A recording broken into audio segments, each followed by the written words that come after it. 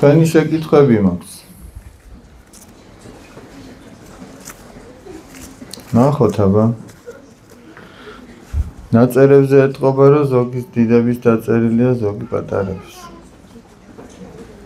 ან სხვაგვარად რო ვთქვათ, ზოგი დიდების და ზოგი კიდევ უფრო დიდების.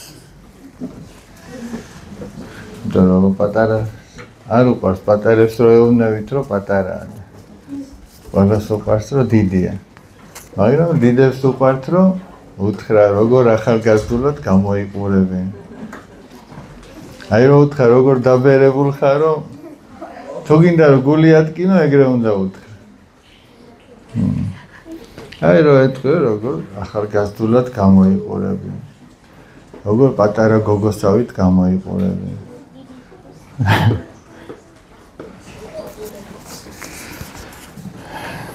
ნახოთ აბა. გევედრებით თქვით, რომ კარგი მამაო ხართო. და რა იქნება რო თქვა?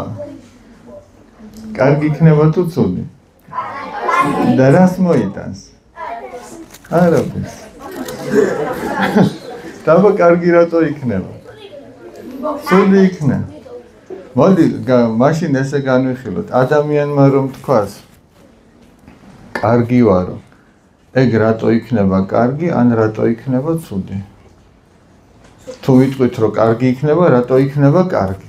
აბა შენ რას გქონდა? ან თუ ცუდი, რასაც ფიქრობ, ის გაგვიხსენე. ცუდი იმიტომ იქნება, რომ ამპარტავნობა გამოვა. ამპარტავნობა გამოვა. ეხლა თქვენ გინდა თუ მე ისედაც ამპარტავნი, კიდევ უფრო ამპარტავნი ვიყო? აბა რატომ მევედრებით, თქვით, რომ კარგი ხარო? თუ ადამიანი კარგია, ისედაც ხვები იტყვიან, რომ კარგია, ხო მართალია და თუ არ ვარგა, ბევრიც რომ იძახოს, რომ კარგი ვარო, უფრო სირცხვილი არ იქნება. ამიტომ სირცხვილი რო არ ჭამო, მოდი არ ვიტყვი არაფერს, კარგით. მაგრამ რომ მევედრება, აი რომ ადამიანი რო გევედრებოდეს, რომ მოდი წამოდი და ვინმეს რამე მოვპაროთო. უნდა გაყვეთ? აბა რა უნდა გააკეთო? აი ძალიან რო გთხოვდეს? მაინც არ უნდა გაყვე. აი რომ დაგცინოდეს იმის გამო, რომ ესე იგი შენ გეშინია რომ მოვიპაროთო, მაშინ რა უნდა გაკეთო? მაინც არ გავყვებოდი. დავუშვათ აი ხუთი ადამიანი დაგცინის შენ ერთს და გეუბნება, რომ აი შენ ეტყობამ შიშა რა ხარ, იმიტომ ვერ მოდიხარ მოსაპარად. რას იზავდით? ლუკა, რას იზავდი? მამაო, მე მათ ვეტყოდი, რომ ეს ცუდი საქმეა და ხო და მაგის თქმა დაიწყე თუ არა ძალიან დაგცინეს. მერე რას ეტყოდი? ძალიან რა არიცი? არა, ეს რეალურად პრობლემაა. პრობლემა რა მდგომარეობაში, იცი რომ შენ იქ უნდა სიმტკიცე გამოიჩინო და უნდა გაუძლო. თორე ყველა კი ვერ უძლებს, ბევრი ვერ უძლებს. და იტყვის რომ შინაგანად ეხლა ნახე ორ ჭოფობს, რა გავაკეთო? გავყვე, იცის რომ ეს ცუდი საქციელია. არ გავყვე, ნახე რა დღეში მაგდებენ. როგორ დამცინიან, მამცირებენ. მოდი იმისთვის რომ შეწყდეს ეს დაცინვა, ხო არ ჯობია რომ გავყვე. აი ესეთი აზრები მოგდის თავში, გესმის და იქ სიმტკიცეა საჭირო. მართა, შენ რას ამბობ? მე გულში ვილოცებდი უფალო მიახვიდე, რომ ცუდად იქცევიან მე. გულში უნდა ილოცო, რომ ღმერთმა გონება გაუნათოს იმასთან. თან კიდე უნდა ვთხოვოთ უფალს, რომ ჩვენ მოგვანიჭოს სიმტკიცე, რომ არ გავტყდეთ. ხო მართალია? იმიტომ რომ ეგრე ადვილი არ არის, სალაპარაკოთ. ძალიან ადვილია, მაგრამ როდესაც დგები იმ არჩევანის წინაშე, მაშინ უკვე ცოტა რთულია რბილად რო ვთქვათ ეს. ეს მარტო მოპარვაზე კი არ არის. ვიღაც დასალევად, სალოთავოდ დაგპატიჟებს. ვიღაც კიდე რაღაც უბედურებისთვის და ჩვენ უნდა ვიცოდეთ, რომ ყველაფერი რაც ღვთისმცნებას არ შეესაბამება, რასაც ჩვენ ღმერთი არ გვეუბნება, რომ ეს არის კარგი და ესაკეთეთო, ჩვენ იმის იქით თუ რამეს ვაკეთებ, ის ჩვენ დაგვაზიანებს. ჯობია დაგცინოთ, ეს მოითმინო. სინამდვილეში დრო რომ გავა, ზუსტად ის ადამიანები დააფასებენ შენს ღირსებას, ვინც დაგცინოდა მანამდე. იმიტომ რომ გავა დრო და იცი რას მიხვდებიან?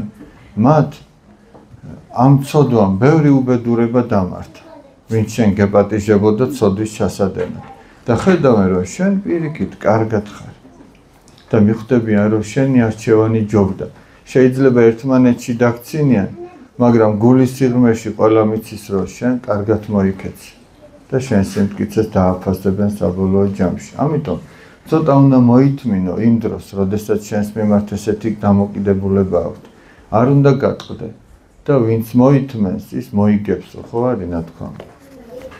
და სახარება იცით როგორ ამბობს, რომელმან დაითმინოს სრულიად, იგი ცხონდეს, ანუ ვინც ბოლომდე მოითმენს, ნახევრამდე კი არა, ვინც ბოლომდე მოითმენს. აი ეს არის ძალიან მნიშვნელოვანი.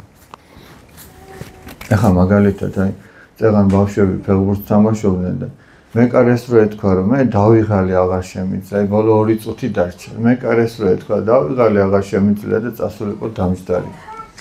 რა მოხდებოდა? ბოლომდე უნდა მოითმინა. რამდენჯერ ყოფილა რომ ბოლო წამებში გადაწყვეტილა ბედი. იმ მატჩისა თუ ჭიდაობა ყოფილა თუ კალათბურთი თუ რაც ყოფილა. ბოლო წამებში შეცვლილა ყველაფერი. ამიტომ ბოლომდე უნდა მოითმინო და გაუძლო.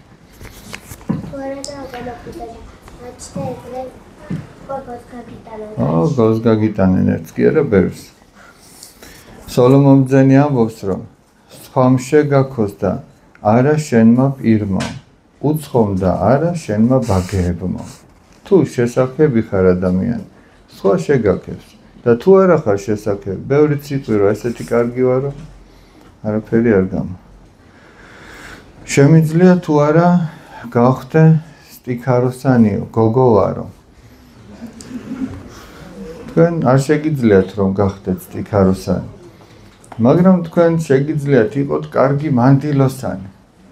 თუ მაგის და მაინც გინდათ რომ რაღაცოსანი იყოთ, თქვენ შეგიძლიათ იყოთ კარგი მანდილოსანი. და როგორც ვაჟმა შეიძლება სიწმინდით და პატიოსნად ატაროს სტიქაროსნის წოდება, ისე თქვენ მანდილოსნის. ეს პატარა კი არ არის.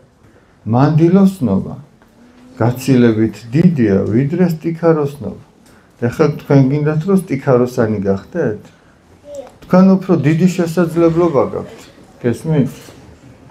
აი სტიქაროსანი ვერასოდეს ვერ გახდება მანდილოსანი. ძალიანაც რომ მოინდომოს, გესმით?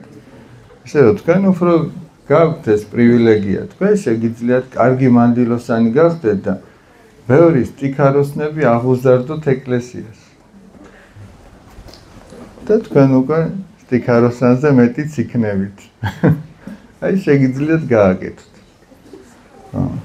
დანარჩენი ახლა რაც თქვენ არ გევალებათ, თუმცა ზოგჯერ ადამიანს ეშმაკი ჩააგონებს ისეთ რამეს, რომ ის მოანდომოს, ის აკეთოს, რაც არ ევალება და რისთვის აკეთებს ამას? რომ ის არ აკეთოს, რაც ევალება სინამდვილეში. გესმით? რომ იმისგან ხელი ააღებინოს, რაც უნდა გაეკეთებინა და მოანდომოს ის, რაც არ ევალებოდა. რომ თავის საქმე გაუფუჭოს. როგორი სიხარულია სასუფეველში.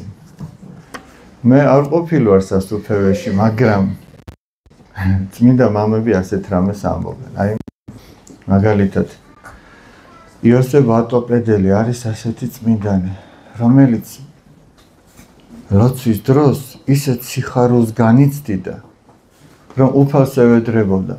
უფალო არ მინდა სასუფეველში ყოფნა. უბრალოდ ეს არ დამთავრდეს რამ მდგომარეობაშიც ახლა ვარო. გესმით, ანუ ისეთ მდგომარეობაში იყო. მე ვამბობ აი მე-20 საუკუნეში მოღვაწე ადამიანს.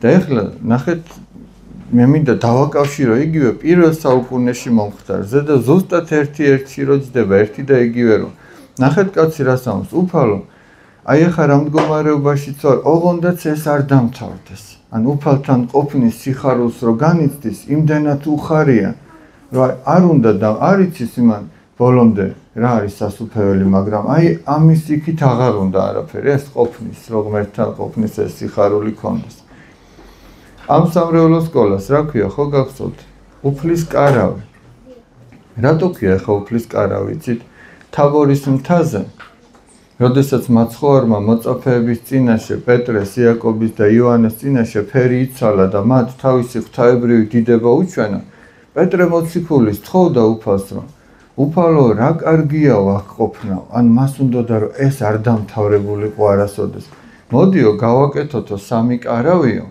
ერთი შენთვისო ერთი მოსესთვის და ერთი ელიასთვის იქ წინასწარმეტყველები მოსე და ელია გამოჩნდნენ და ქრისტეს ჯვარცმასთან დაკავშირებით საუბრობდნენ და პეტრე მოციქული იმდენად შეძრულია გახარებულია და იმდენად არ უნდა რომ დამთავრდეს ის რა მდგომარეობაშიც არის რომ უფალს ეუბნება მოდი უფალო გავაკეთოთ სამი კარავი და სულ აქ ვიყვეთ და თვითონ მოიაზრებდნენ თავის თავს უფლის კარავში კი არ ამბობდნენ რომ ჩვენთვის კიდე ცალკე გავაკეთოთ უფალს ეუბნებენ აი ეს სამი კარავი გავაკეთოთ და თვითონ ფიქრობდნენ რომ სადაც უფალი იქნებოდა იმ კარავში იქნებოდნენ თვითონაც და აი ეს უფლის კარავი სწორედ უფალთან ყოფნის სურვილს ნიშნავს და აი პირველ საუკუნეში რა განცდაც ჰქონდა პეტრე მოციქულს ის ჰქონდა ამ საეკლესიო მოღვაწეს იოსებ ვატოპედელს და თითოეულ ადამიანს შეიძლება ეს ჰქონდეს გულში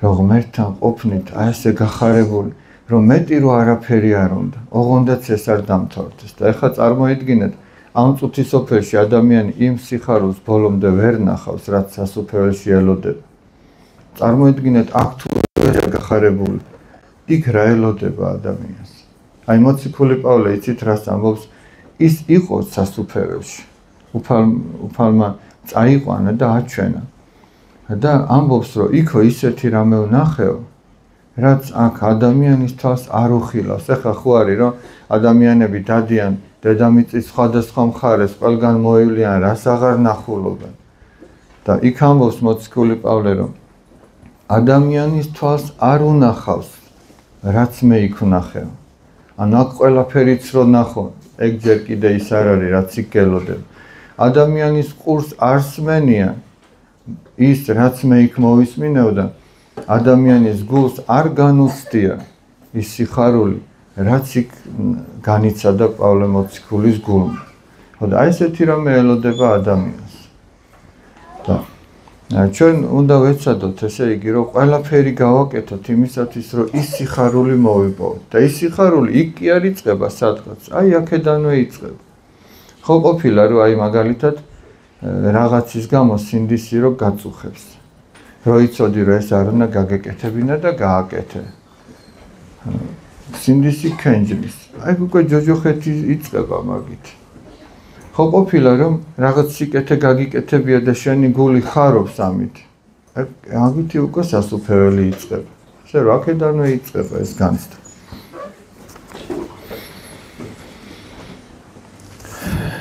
მაინტერესებს დიდების ბიბლიაში რა წერიაო თუ შენ იცი რა წერია პატარების ბიბლიაში ეგ წერია ოღონდ უფრო ვრცლად ბიბლიაში წერია მოვლენები ქრისტეს შობამდე ან როგორ შექმნა ღმერთმა სამყარო ადამიანი როგორ შექმნა რისთვის შექმნა სამყარო რისთვის შექმნა ადამიანი როგორ ჩავარდა ცოდვაში ადამიანი როგორ გამოიდევნა 64-დან შემდეგ წერია წინასწარმეტყველები როგორ ამხნევებდნენ ხალხს და ეუბნებოდნენ რომ ქრისტე მოვიდო და ღმერთი ადამიანად მოვიდოდა და მათ გამოიხსნიდა და ქრისტე მართლაც მოვიდა ბეთლემში იშვა და შემდეგ უკვე წერია ახალი აღთქმის წიგნები როგორ მოვიდა ღმერთი ადამიანად როგორ გამოიხსნა თავისი ჯვარცმით ადამიანი და როგორ ამაღლდა და ადამიანური ბუნება ზეცად აღამაღლა და როგორ შეუძლია ადამიანსაც რომ სული გადაისჩინოს. აი ძალიან მოკლედ რო ვთქვათ ეს წერი. ოღონდ ეს ყველაფერი ძალიან ვრცლად წერია და კარგად და გასაგებად, ისე რომ გაიზრდებით, შეგიძლიათ კი არა, უნდა წაიკითხოთ ხომ. რომ გარდავიცვლებით 60-ში რომ მოხვდებით, ეს უკვე იქ არის. რომ მოხვდებით უკვე. ღმერთმა ქნას, ნეტა მართლა. ნეტა მართლა ეგეთი იმედიანები ვიყოთ, რომ უკვე ვიცოდეთ, ოღონდ ვიცოდეთ არა ჩვენი სიკარგის გამო რომ მოხვდებით, არამედ აი ჩვენს გულს იმდენად ჯეროდეს ღმერთი რომ მოწყალია და რომ ის არ დაუშვებს ჩვენს ჯოჯოხეთში მოხვედრას. აი ნეტა ეგეთი მტკიცერწმენა გქონდეს რომ ღმერთი ისეთი მოწყალია რომ როგორ შეუძლია ჩვენ რომ ჯოჯოხეთში გაგვიშვას, მაგრამ ჯოჯოხეთში ღმერთი კი არ უშვებს ადამიანს. ჯოჯოხეთი არის მდგომარეობა, როდესაც ადამიანს ღმერთთან ყოფნა არ უნდა, პრინციპულად თვითონ არ უნდა. აი ეს არის ჯოჯოხეთი, როდესაც ადამიანს ღმერთთან ყოფნა არ უნდა. ეხლა მაგალითად, ზოგიერთი ადამიანი ტაძარში აი ტროსი რო ჩაუვა, ვერ შემოიყვა ტაძარში და არ უნდა და რა ქნას. რო იტყვიან ხოლმე, ქუდი რო შეუგდო, არ შევაო და არ უნდა მას ღმერთთან ერთად ყოფნა. იმას ცოდვაში ყოფნა უყვარს. და მდგომარეობა, როდესაც ჩვენ ცოდვა გვირჩევნია და არ გვინდა რომ სინდისმა გვამხილოს, არ გვინდა რომ ღმერთმა გითხრას ეგ არ გააკეთო. ეგ არ გვინდა, ღმერთთან ყოფნა არ გვინდა და ეგ არის ჯოჯოხეთი. სინათლეს დავინახავთო, ანუ რო გარდავიცლებით 60-ში რომ მოხვდებით, სინათლეს დავინახავთო. თავად უფალია ნათელი. თავად უფალია ნათელი, მაგრამ ჩვენ თუ სულიერი თვალი დაბრმავებული გვექნება, სინათლეს ვერ დავინახავთ, ღმერთს ვერ დავინახავთ. და როგორ ამბობს, ნახეთ, ნეტარიყვნენ წმინდანი გულითა, რამე თუ მათ ღმერთი იხილო. ხო არის ასე, აი, თუ ადამიანს სულიერი ხორციელი თვალი აქვს, დაზიანებული აქვს, სინათლეს ხო ვერ ხედავს. და როგორი უბედური იქნება წარმოედგინე ადამიანი სულიერი თვალი რო დაბრმავებული ქონდეს და აი ყოველგვარი სინათლის და ბედნიერების და სიხარულის წყარო, ანუ ღმერთი ვერ დაინახოს. ეს ძალიან უბედური იქნება. ამიტომ ჩვენ ვეცადოთ, რომ სული განვიწმინდოთ, რომ ღმერთი ვიხილოთ. როდის იქნება მეორედ მოსვლა? მეორედ მოსვლა მაშინ იქნება, აი ერთ-ერთი ასეთი წინასწარმეტყველება არსებობს ბავშვებო, რომ როდესაც ადამიანიო ბუნებრივ სიყვარულსაც დაკარგავსო, აი მაშინ იქნება მეორედ მოსვლა. ახლა ბუნებრივი სიყვარული რა არის? უფალი ჩვენ ხო გვეუბნება რომ მტერიც უნდა გიყვარდეს, მაგრამ ბუნებრივი სიყვარული იცი რა არის? აი დედა რო გიყვარს, ძმა რო გიყვარს, და რო გიყვარს, მამა გიყვარს, ბიძაშვილი, აი ვისთანაც შენ დაკავშირებული ხარ ამ სისხლით, ნათესაობით და იმის სიყვარულიც რო აღარ აქვს. აი სრული გაუცხოვება რო ხდება. რაც უფრო მალე მოხდება ეს, რომ სიყვარული დაიშრიტება, მით მალე იქნება მეორედ მოსვლა. თუმცა ამის თარიღი ჯერ არავინ არ იცის. მხოლოდ ღმერთმა. არც ანგელოზებმა არ იციან, როგორც უფალმა თქვა სახარებაში.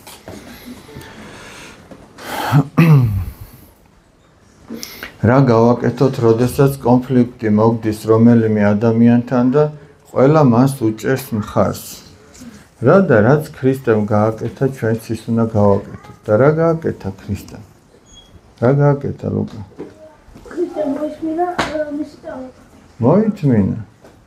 უნდა მოითმინა. ჩვენ უნდა გვწამდეს, რომ ღმერთის დაშვების გარეშე ის არ მოხდებოდა რა მდგომარეობაშიც აღმოჩნდით. ამიტომ ჩვენ უფალი გვეუბნება წმინდა წერილში, აი ბიბლია რო ახსენეთ.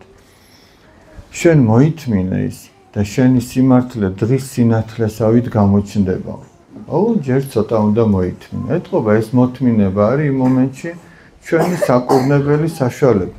ამიტომ მოითმინე, თუ ვერავის ვერ აჯერებ შენ სიმართლეში, თქვი რომ იყოს უფალო ნება შენ, ეს შენს გარეშე არ მოხდებოდა. და მოითმენ ცოტას და ნახავ რომ შენი სიმართლე ყველას ეწოდინება, ყველა გაიგებს, გამოაშკარავდება, იმიტომ რომ ესეც უფლის სიტყვებია.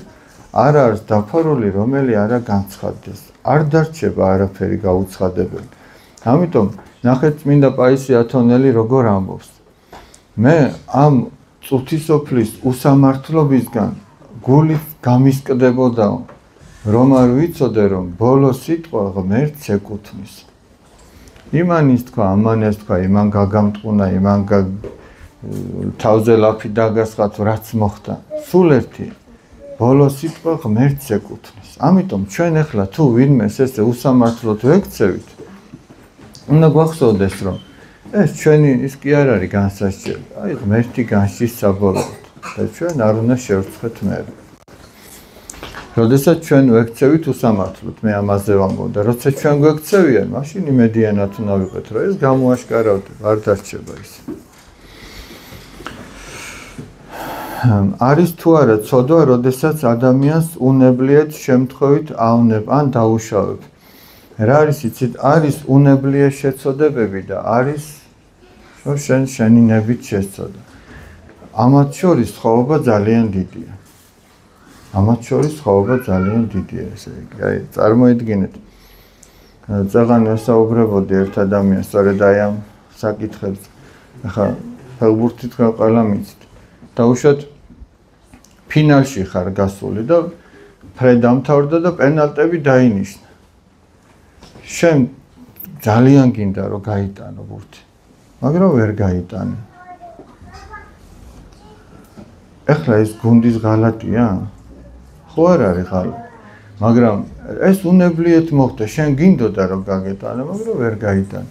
მაგრამ მეორე შემთხვევა რო ვთქვათ, შენ რომ არ გინდოდა რომ გაგეტანა და გააფუჭე ძალით, ხო არის გუნდის ღალატი. და აქაც ესეა. მე თუ მინდა რომ ღმერთს უერთგულო, იმ ადამიანსაც უერთგულო, აი გურამის მინდა უერთგულო, მაგრამ უცბად რაღაც მოხდა ისე რომ გურამის მივეჯახე შემთხვევით და წაიქცა. და ეხლა რახან შემთხვევით მივეჯახე, უნდა ვთქვა რომ მე მართალი ვარ მეთქი? მაინც ხო უნდა ვთქვა რომ აპატია გურამ რომ ესე მოხდა. მე არ მინდოდა რომ ესე მოხდარიყო. მაგრამ ეხლა წარმოიდგინეთ რა ხელა სხვაობაა, მე რომ ძალით მდომოდა რომ გურამი წამექცია. გესმით? იქ უფრო სინანული მეტი იქნებოდა საჭირო. რამდენი წლის წინ აშენდა ეს ეკლესია? თუ ფერისცვალების ტაძარს გულისხმობთ, 2014 წელს ჩატარდა პირველი წირვა. ისე რომ 19 აგვისტოს 11 წლის ხდება ეს ტაძარი.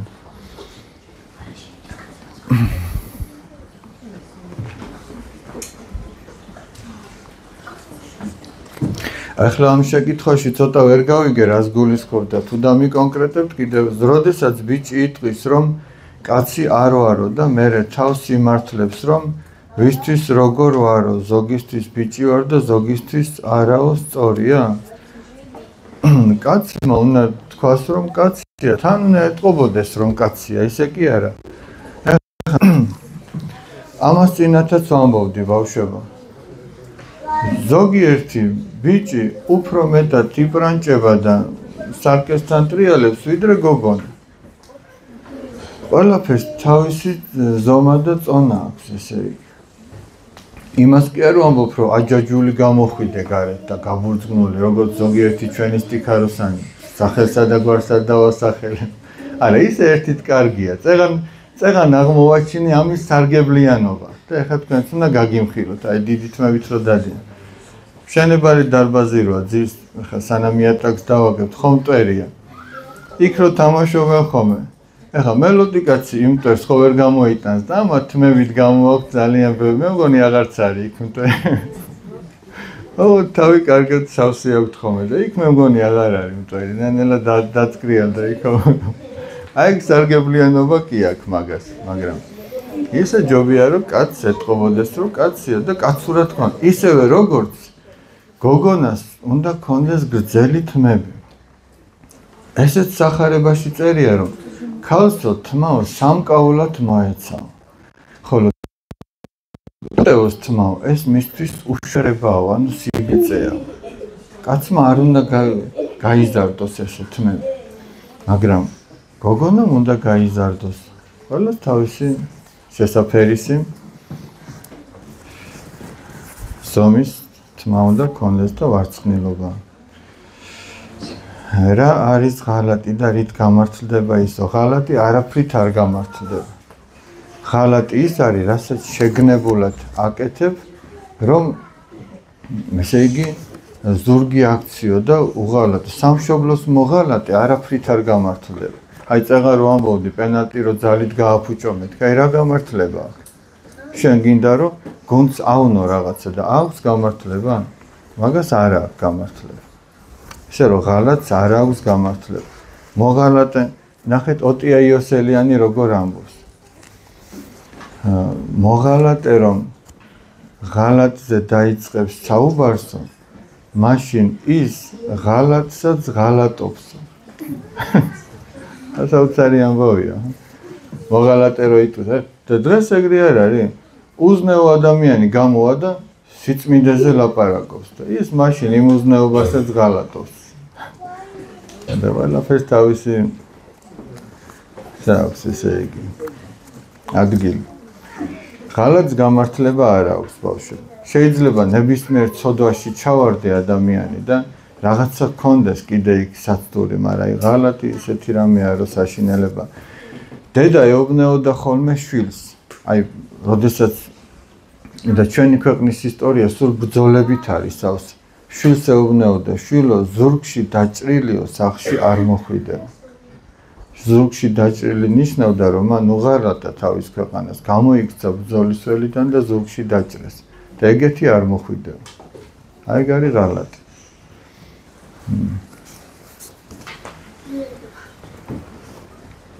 როგორ ხვდებით, ან რა ვიცით, ცოცხალმა ხალხმა რა ხდება ჯოჯოხეთში ან სამოთხეში. ბიბლიაში წერია, მაგრამ როცა უკვე გარდაცვლილი იყო ადამიანი, როგორ გაიგო რა ხდება. ჩვენ ეს სწორედ ბიბლიიდან ვიცით და არა მარტო ბიბლიიდან. არამედ არის სხვადასხვა გამოცხადებები, სხვადასხვა ესე იგი შემთხვევები, როდესაც ღმერთი ადამიანებს უცხადებდა ამის შესახებ. ესეთი მრავალი. წმინდა სასუფეველზე ხო ვილაპარაკეთ, როგორი სიხარულია. და ჯოჯოხეთის სატანჯველზე წერია, რომ ესე იგი მატლი მათი არ მოკვდება. აი წარმოიდგინე, მატლი რო გჭამს და რო იცი, რომ ეგ არასოდეს არ მოკვდება. და სულ რო დაგჭამოს მარადიულად. ცეცხლი, რომელიც გწვავს, ოღონდ ეს გადატანითი მნიშვნელობით არის, პირდაპირ კი არ არის ის მატლი და ის ცეცხლი. აქ სინდისის ქენჯნაზეა, ჩვენი უნებების მიერ ჩვენს ტანჯვაზეა ლაპარაკი. იმ ტანჯვაზეა, რომ აი სიხარული, რაზეც ვილაპარაკეთ, რო იცოდი, რომ ის შეიგეძლო, რომ დაგემკვიდრებინა და ის რომ დაკარგენ. მაგ ტანჯვაზეა და კიდე მრავალი სხვა. ხო და ეს წერია, რომ გაუსაძლისია იქ მდგომარეობა და ამ გაუსაძლის კიდევ უფრო გაუსაძლის ხდის ის, რომ იმედი არ არსებობს, რომ ეს როდესმე დამთავრდება. იმედი არ არსებობს.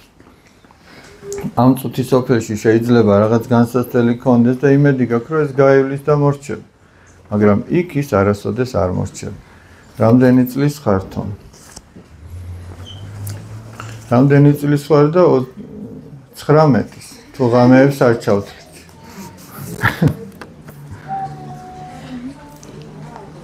38-ის.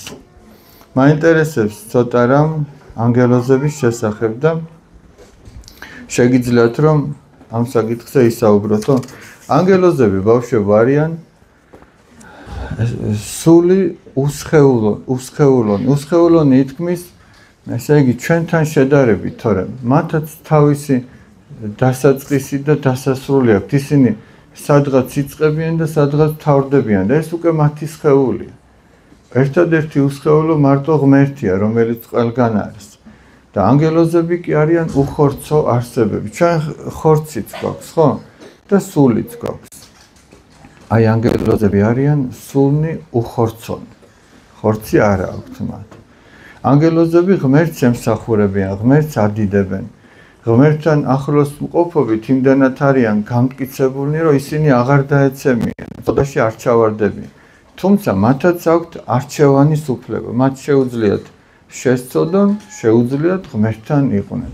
და სწორედ რომ არჩევანის უფლება ჰქონდათ, ხო გახსოვთ ეშმაკი, საიდან ანგელოზი იყო, ნათლის ანგელოზი, მაგრამ მას არჩევანის უფლება ჰქონდა და მას ღმერთთან რატოლება მოინდომა. უმადურობა გამოიჩინა ყოველგვარი მსიკეთისთვის, რაც მას ღმერთმა უბოძა. ამიტომ იქნა ზეციდან გადმოგდებული.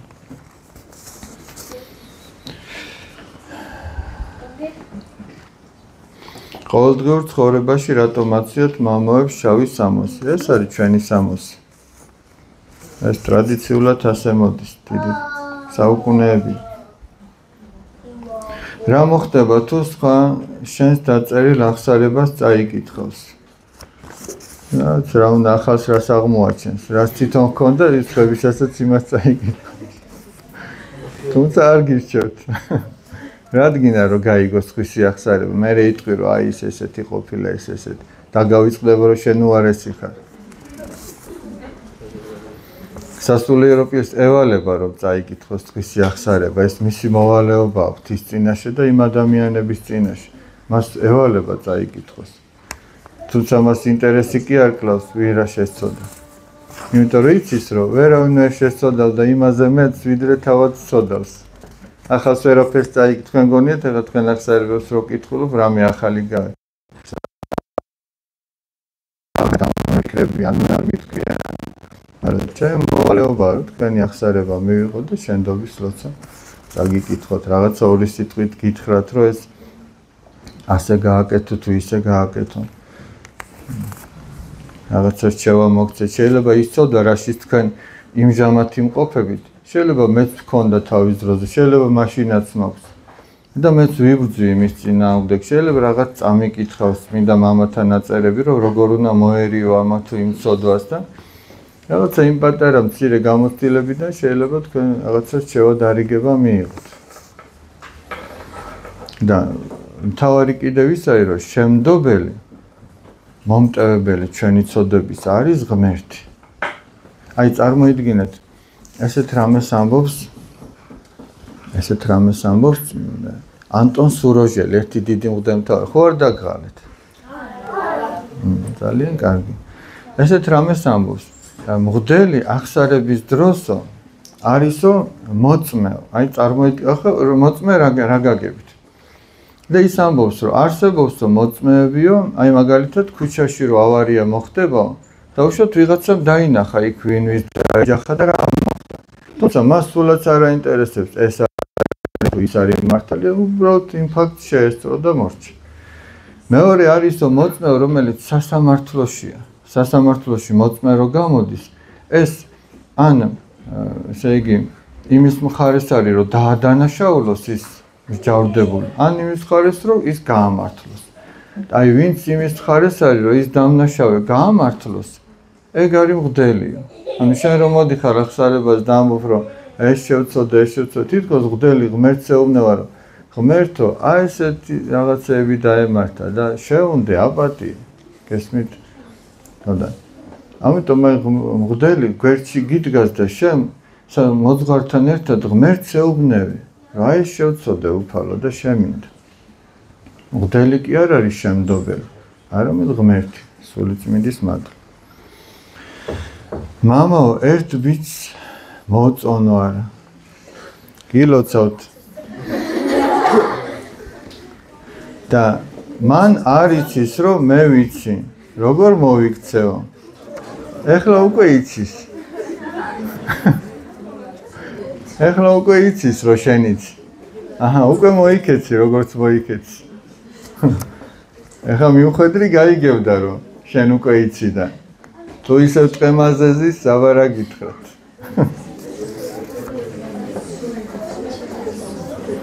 ეს ვერ გავიგენ. ღმერთი ყოველთვის გვიყურებს და გვიცავს.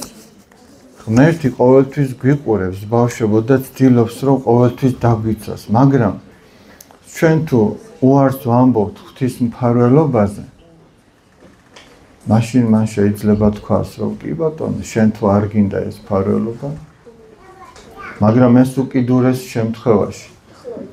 ეს მაშინ, როდესაც შენ შენინებით, ეშმაკის მხარეზე გინდა რომ დადგე. აი იცი რომ უნდა იმარხულო და შენ არ მარხულობ. იცი რომ უნდა ილოცო და შენ პრინციპულად არ გინდა რომ ილოცო. არ გინდა რომ ახსარება თქვა. ღმერთი გარიგებს, შენ იმითი გიცავს რომ შენ რომ ილოცებ, იმარხულებ, ახსარებას იტყვი. ეს უკვე შენი დაცვაა და გეხმარება თუ რამე სიკეთეს წამოიწყო, მაგრამ შენ თუ არ გინდა სიკეთე, ის ძალით არ გაგაკეთებია. ღმერთი როგორ გვიყურებს ზეციდან ღმერთი ყველგან არის ბავშვებო სულ ყველგან არის ღმერთი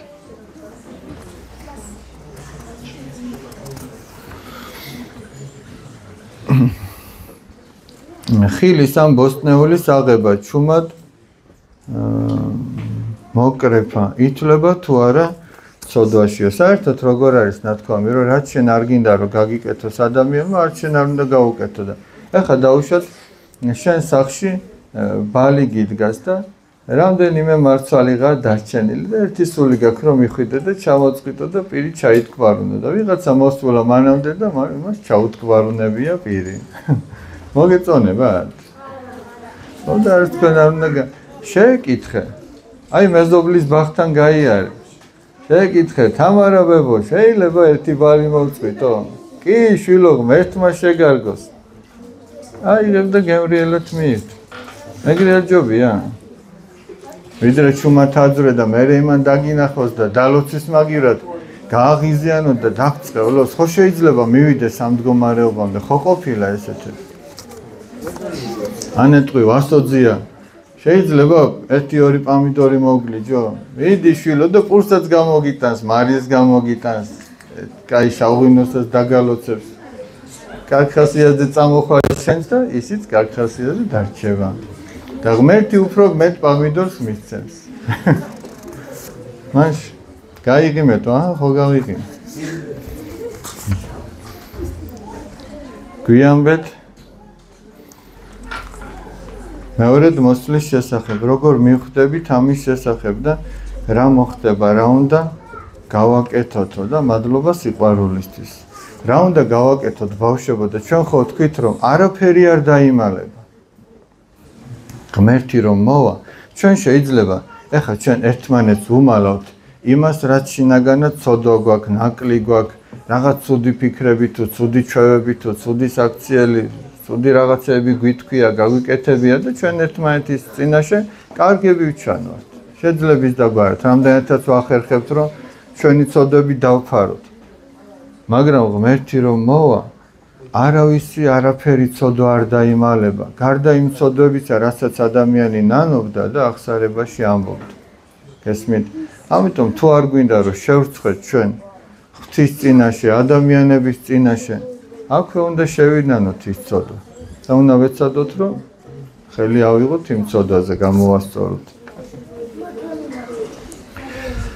მაინტერესებს რა უნდა გავაკეთო როდესაც ლოცვის დროს ყურადღება მეფანტება და სხვა რაღაცაზე ფიქრობ აი მაგალითად ბავშვებო ზოგჯერ არის ხოლმე რომ ტაძარში ზეთისხება თუ რაღაცა ესეთია მოდის ბავშვი და ჯიბეში აქვს ხელი ჩაყოფილი დაუშვათ იმ დღეს იმ ბავშვმა ახალი სათამაშო იყიდა და ჯიბეში უდევს ხელს ვერ უშვებს მე ვკითხები ხოლმე რამე ძვირფასი გიდევს რომ ვერ უშვებ ვერ ელევი მისი ფიქრები ჯიბეშია ან მაგალითად რომელიღაცა დიდმა აი მშობელმა თუ იმა თვის ბოლოა და ხელფასი აიღო და ჩანთაში უდევს მისი ფიქრები იქ არის რომ არ დაეკარგოს შვიდათ მიიტანოს სახლამ გესმით რაც შენ გეძვირფასებ აი მაგალითად ახალი სათამაშო იყიდე ხო არის ხოლმე ბავშვები იმ სათამაშოსთან ერთად იძინებენ ხო არის ბალიშის ქვეშ და საწოლთან დამიდედე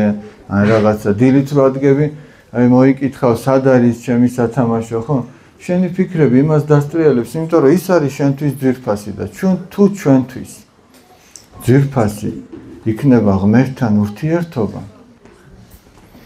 თუ ის ლოცვა იქნება ძვირფასი ჩვენი გონება აქეთ-იქით აღარ ივლის მაგრამ თუ ჩვენთვის აი მაგალითად ბიჭებისთვის ხო სადღაც ბაზრობაზე ბურთი დაინახა კი ლოცულობს მაგრამ თან იქ არის იმ რიგებში დადის ბაზრობაზე და იმ ბურთს ათვალიერებს ლოცვის დროს სხვა რაღაცა სათო ვიღაცა ბეჭედი დაინახა ვიღაცამ საყურე დაინახა ვიღაცამ ეწეღან რო თქვა ერთმა გოგომ თუ ბიჭმა არ ვიცი რომელი იყო ის გოგო რომ მოსწონს ლოცულობს მაგრამ იმ გოგოზე ფიქრობს ან იმ ბიჭზე ფიქრობს გესმით შენთვის სადაც არის საუნჯე თქვენი უფალი ამბობს მონცა იყოს გული თქვენიო სადაც შენი ძირფასი რამე გეგულება შენი გული იქ არის მიბმული შენი ფიქრებიც იქ არის ან კიდე თუ სადმე პრობლემა გაქვს აი სადღაც ჩხუბი მოგივიდა, უსიამოვნება.